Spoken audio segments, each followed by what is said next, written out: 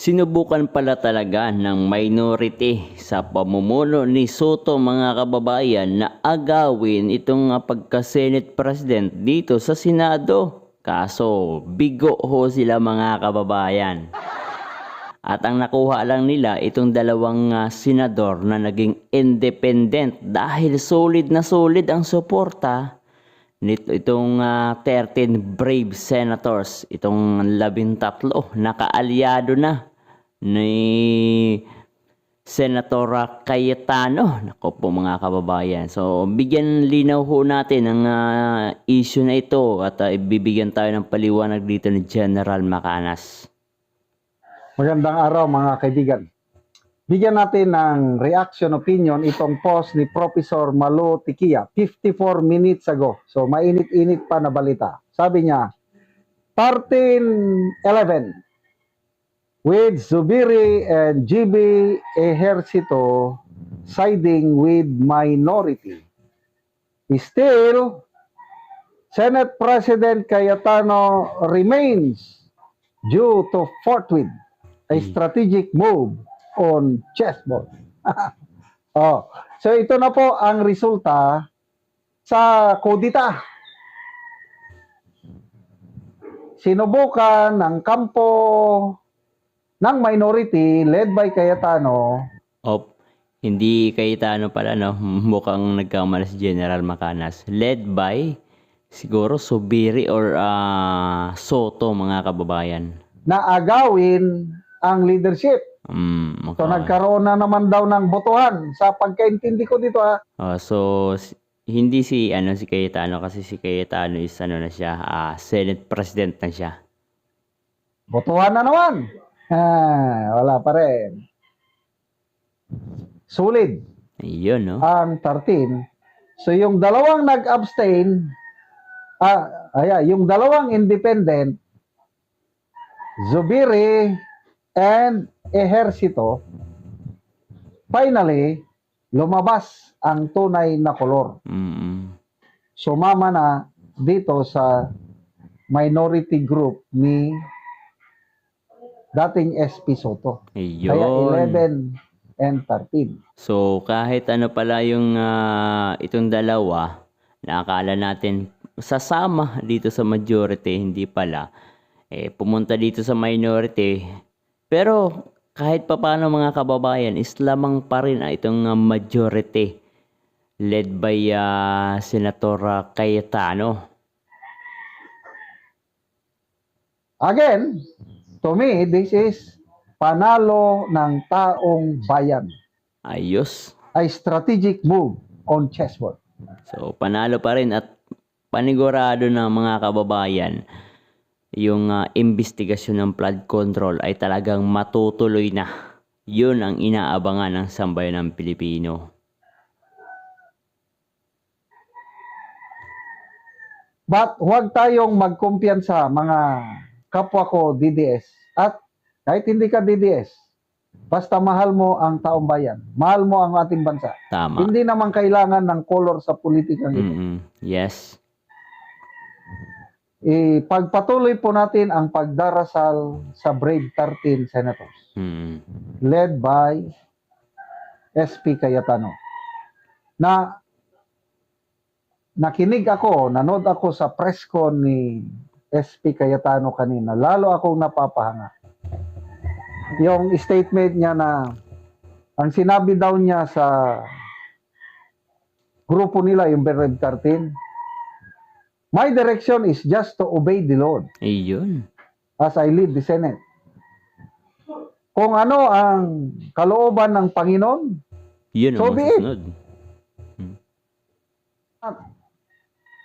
Ito na nga,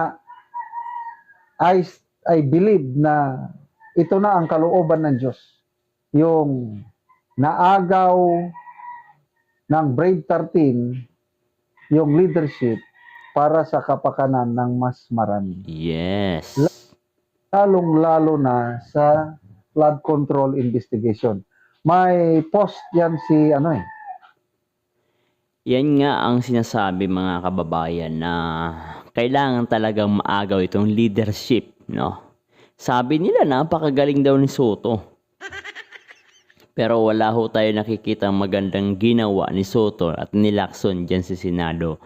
Dahil yung dapat ipatawag na mga sangkot dito sa flood control ay ayaw ho nilang ipatawag kahit patuloy ho na nakikipag-argumento itong si Senator Marcoleta ay hindi ho nila pinapatawag. Ibig sabihin nito mga kababayan ay may pinagtatakpan itong mga senador na ito. Kaya't nang napalitan si Soto at na iloklok si SP Cayetano, mga kababayan, ito yung sinasabi ng taong bayan na ito na ang magiging daan para maituro, malaman kung sino ang tunay na mastermind dito sa napakatinding korupsyon. Crisette Laureta Chu or si Kitty Chu, sabi niya, let's protect SP Cayetano. Siya lang ang pag-asa ng taong bayan na magkakaroon ng Hustisya. tunay na investigasyon Yan. sa flood control scandal na walang pinagtatakpan. And Tama. I truly agree. Ako, excited na ako, siguro mamaya malalaman natin ang update, yung committee chairmanship. Although, ni-request na, personal na nag-request si Senator Marcoleta na siya ang ilalagay na chairman ng Blue Ribbon, but Ayun. kailangan pa rin ng desisyon nila as a body, as a Ayun. majority. Pero may pinagpipilian ho dito mga kababayan. Sabi nila is si Senator Amy Marcos o kaya si Senator Marcoleta. Pero mas pabor pa rin ho sa atin mga kababayan kung si Senator Marcoleta ang ilalagay dyan sa investigasyon ng flood control dito sa chairmanship ng Blue Ribbon Committee. Kasi talagang lalabas mga kababayan. Hindi nila madadaig sa, kumbaga, sa patalinuhan itong si Senator Marcoleta. Once na na-decide na yan, nako, kakanta ulit ako. Yan. Ano bang kakantahin ko? The No end is tie and yellow near. ribbon. Nakakatuwa. Tingnan natin ang comments. 13,000 ang nag-react.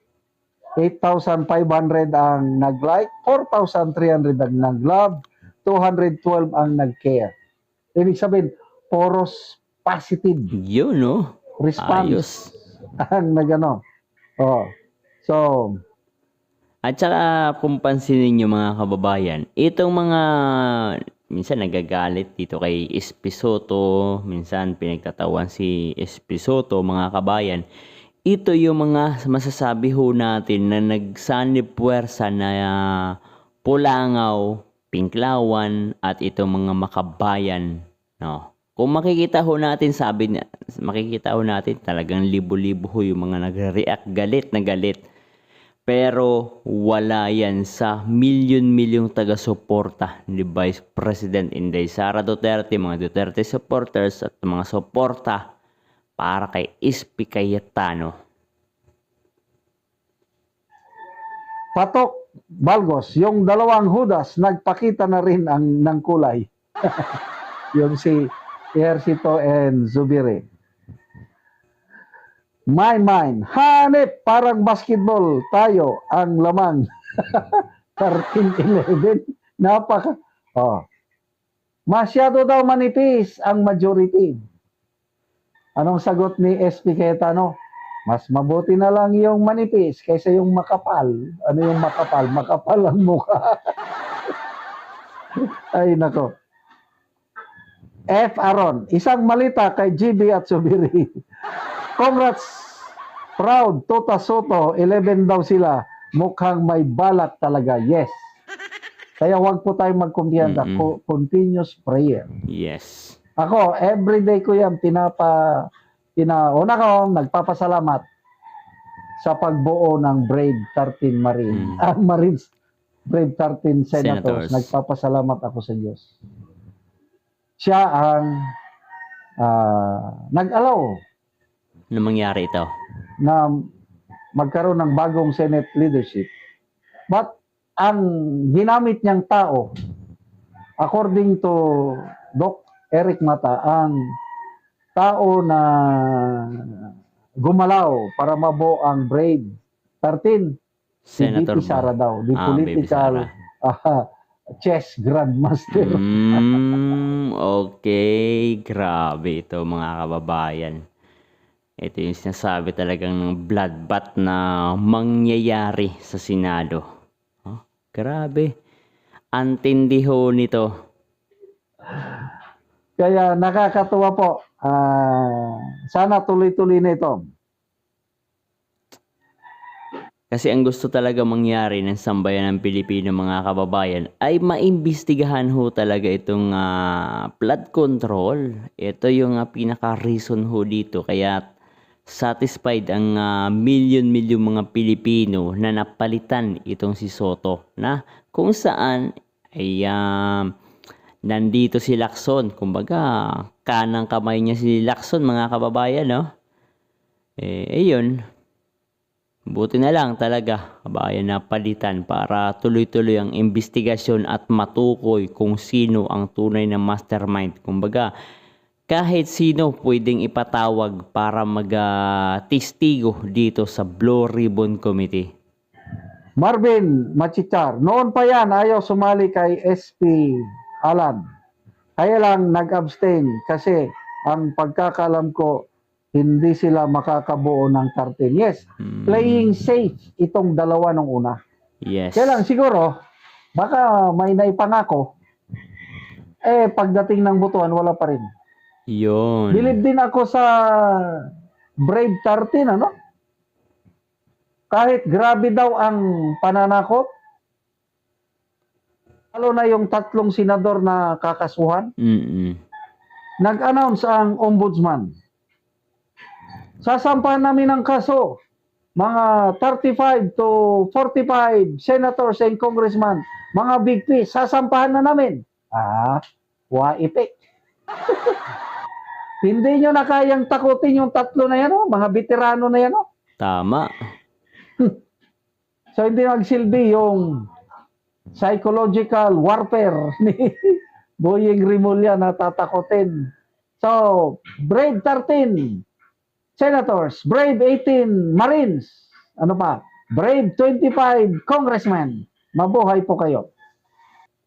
So yan nga mga kababayan ang naging komento opinion ni General Macanas patungkol ho dito sa parang magkakaroong kudita dito sa Senado.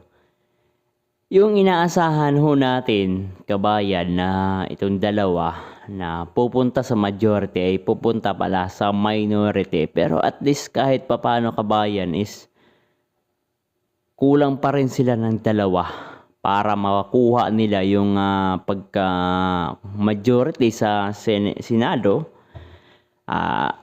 Hindi naman ito ang matinding issue ho dito mga kababayan. Ang ano talaga dito is gusto ho natin talagang magpatuloy yung investigasyon sa flood control project. Dahil dito dapat nakatuon ang investigasyon.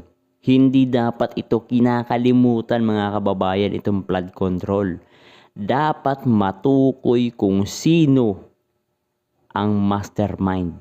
Hindi dapat kalimutan ang flood control. Katulad ng ginagawa ho ni Lacson mga kababayan, na ilang beses nang inoobliga ng kanyang kapwa senador na ipatawag itong si Amina Pangandaman, Adrian Bersamin, Lucas Bersamin, sino pa bang itong si Romualdez, itong si Saldico.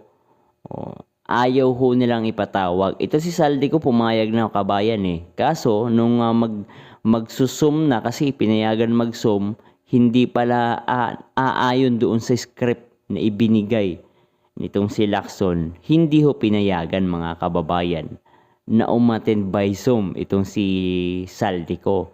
So, ibig ho sabihin nito mga kababayan, papayag lamang sila sa na pumunta, yung iimbitahan nila, basta umayon doon sa script na ibibigay nitong mga sangkot sa mga maanumalyang flood control project. So talagang dapat lang mapalitan itong chairmanship dito no, leadership dito sa Senado. Kasi kung hindi ito mapapalitan hanggat matapos o baka umabot ng 2028 ay hindi pa rin lumalabas ang tunay na mastermind at tuluyan nilang kinakalimutan ang investigasyon dito sa flood control.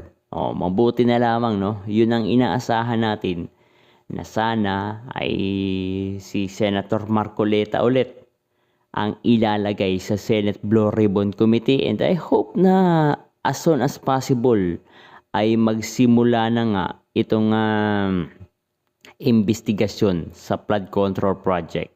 At panigurado niyan, marami ang haharang na mga politikong sangkot dito sa flood control project. Marami ho ang haharang dyan dahil makakaladkad ang kanilang pangalan, malalaman ng taong bayan na sila pala ang isa sa nagpahirap at nagpakasasa sa pera ng taong bayan. Ikaw kabayan, ano ang masasabi mo dito?